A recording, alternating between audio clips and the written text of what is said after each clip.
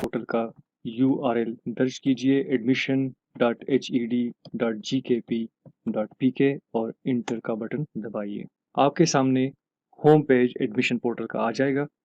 जब पहली दफ़ा आप पोर्टल में आए हैं और अपना अकाउंट आपने नहीं बनाया तो आपने क्लिक करना है रजिस्टर नाउ पर।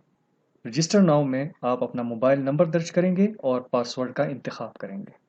इसके बाद जब आप अकाउंट एक दफ़ा रजिस्टर कर लें, अपने मोबाइल नंबर की रजिस्ट्रेशन कर लें, तो फिर आप लॉगिन का इस्तेमाल कर सकते हैं।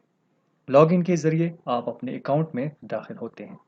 लेकिन फ़िलहाल हम रजिस्टर नाउ पर क्लिक करेंगे ताकि हम अपना मोबाइल नंबर रजिस्टर कर सकें। रजिस्टर नाउ पर क्लिक करने के बाद आपके सामने एक छोटा सा फॉर्म ज़ाहिर होता है।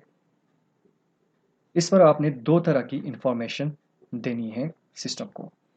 एक, सबसे पहले अपना मोबाइल नंबर लिख लेना है। अगर आपका ज़ाती मोबाइल नंबर है तो ठीक, वरना घर के किसी फ़र्द का मोबाइल नंबर आप दे सकते हैं।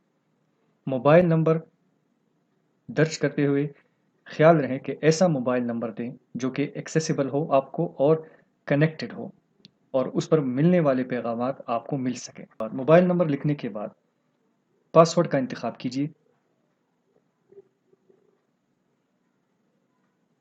पासवर्ड को कंफर्म कीजिए।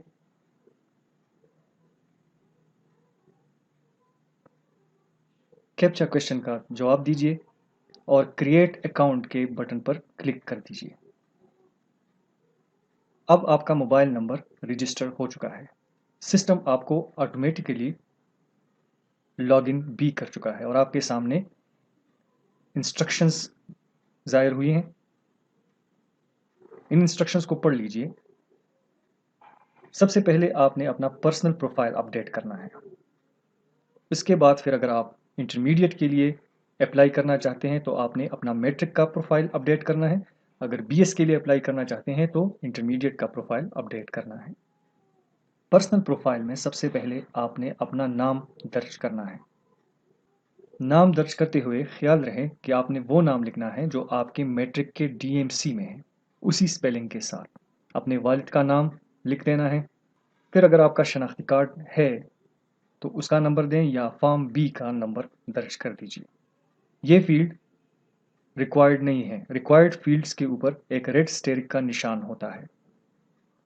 ऐसे फील्ड्स को इंटर किए बगैर आपकी अप्लाई दुरुस्त नहीं होगी। तो जहां भी जिस फील्ड पर भी रेड स्टेरिक का निशान हो उसको लाजमी दर्ज कीजिएगा। डेट ऑफ बर्थ इंटर करते हुए भी ये ख्याल रखना है कि आपके मैट्रिक के DMC में जो डेट ऑफ बर्थ है आप वही लिखें। जेंडर की सिलेक्शन कीजिए, ये भी एक लाजमी फील्ड है।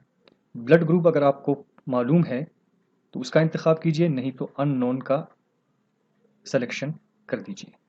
इसके बाद नेशनलिटी और रिलीजन का भी इंतखाब कर दीजिए।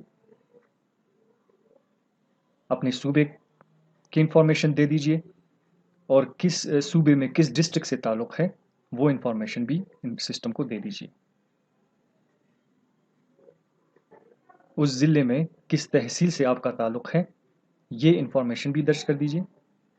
यूनियन कौंसिल का फील्ड आप फ़िलहाल खाली छोड़ सकते हैं, लेकिन दर्ज करने में कोई कबाहत नहीं। मेलिंग एड्रेस लाजमी पुर कीजिएगा।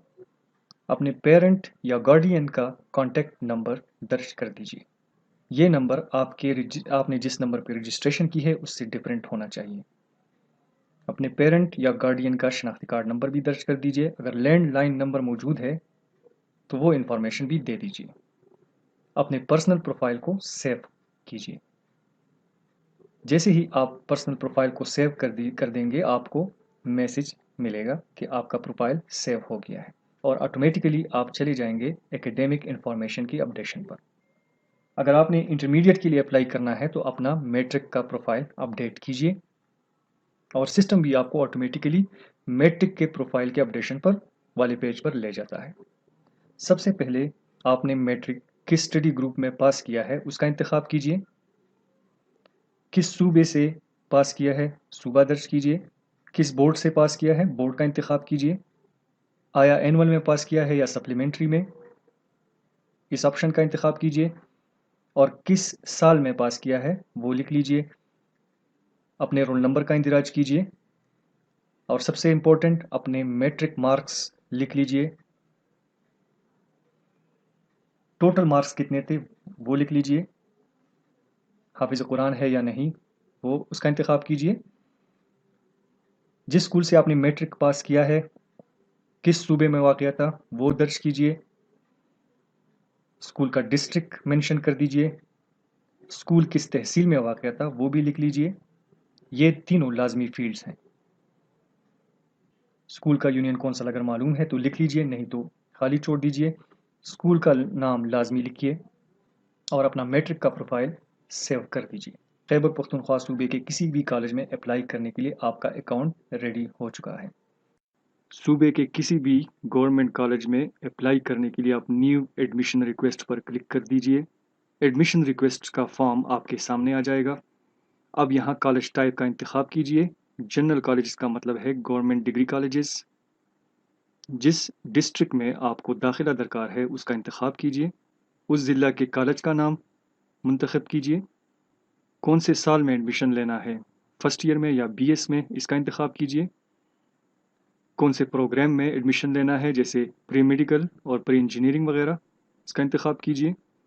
कॉलेज प्रोग्राम के सब्जेक्ट ग्रुप मुंतखब कीजिए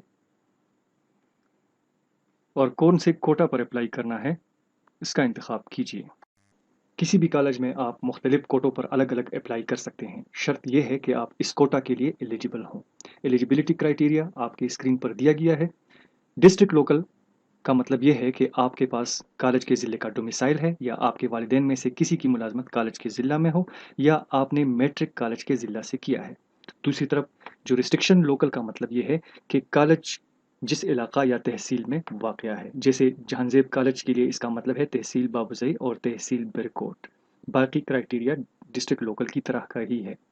नॉन लोकल का मतलब ये है कि आप पाकिस्तान के शहरी हैं और ना तो आपका ताल्लुक जुरिस्डिक्शन से है और ना कॉलेज के ज़िला से। अब यहाँ चूँकि जुरिस्डिक्शन की सिलेक्शन हुई है तो जुरिस्डिक्शन का क्राइटेरिया भी मेंशन करना है। तो क्राइटेरिया जैसे कि पहला having domicile of the jurisdiction area, उसकी सिलेक्शन हुई। इसके बाद फिर आपके पास किस एरिया का डोमिसाइल है, किस तहसील का, चूँकि जुरिस्डिक्शन है तो तहसील का ज़िक्र हुआ, तो वो भी यहाँ पर दर्ज कर दें और सबमिट का बटन प्रेस कर दें। हर एप्लीकेशन के लिए आपको अलग-अलग ट्रैकिंग आईडी और अलग वाउचर नंबर मिलेगा। वाउचर नंबर आपको मोबाइल नंबर पे भी मौसूल होगा।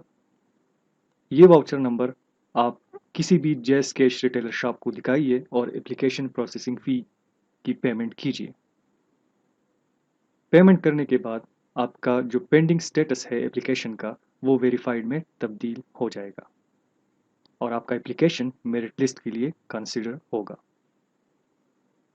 एक एप्लीकेंट मुख्तलिफ कोटास पर एक ही प्रोग्राम के लिए अप्लाई कर सकता है। आपको अपने तमाम एप्लीकेशंस माई एप्लीकेशंस के मेन्यू में मिलते हैं। यहाँ आप अपने पेमेंट का स्टेटस चेक कर सकते हैं। अगर पेमेंट पेंडिंग है तो आपका एप्लीकेशन कंसिडर नहीं होगा। इसके अलावा आप अपनी एप्लीकेशन की प्रिंट भी यहाँ से ले सकते हैं व्यू एप्लीकेशन के ज़रिए।